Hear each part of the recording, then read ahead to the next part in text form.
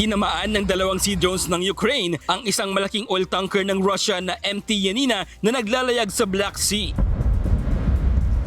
Kasunod nito, tinamaan rin ang isa pang barko ng umano'y shadow fleet ng Russia na Borda. Kinumpirma ito ni Ukraine President Volodymyr Zelensky at ng mismong may-ari ng Russian Container Company na Rosatom.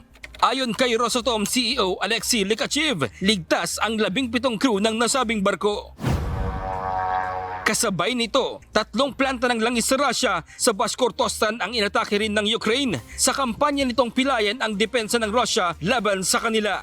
Ayon kay Zelensky, ang kanilang pag-atake ay upang dagdagan ang pressure sa Russia para pumayag na itong itigil ang giyera. Sinagot lang anya nila ang ginagawang pag-atake ng Russia sa kanilang mga sibilyan sa Kiev.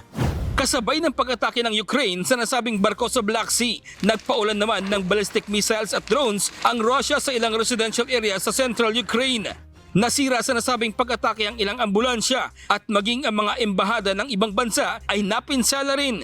Dahil dito, muling nanawagan si Zelensky sa mga kaalyado nito na pagbigyan ang kanilang pakiusap ng karagdagang depensa, lalo na ang Patriot Missile Defense System. Giit nito, kailangang gamitin ang nasabing mga armas sa pagprotekta ng buhay, hindi para iimbak lang dahil habang tumatagal aniya, mas maraming sibilyan na ang namamatay sa agresyon ng Russia. Ракети для Петріотів у світі є. Важливо, щоб партнери зробили це політичне рішення. Рішення про передачу необхідних пакетів.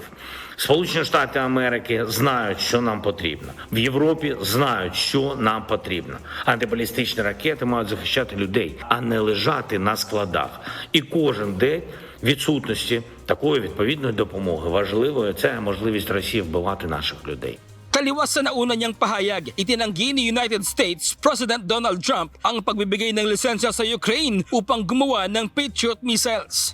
Ayon kay Trump, kailangan nilang mag-ingat dahil kung mapapasakamay ng iba ang nasabing teknolohiya ng Amerika ay posibleng magamit ito laban sa kanila. I don't think this would ever happen, but you know, those people that you give that technology, they can someday turn on you. You know, that is possible. You look at war, it's happened a couple of times over the years, right? So we have to be very careful. I mean, we guard that.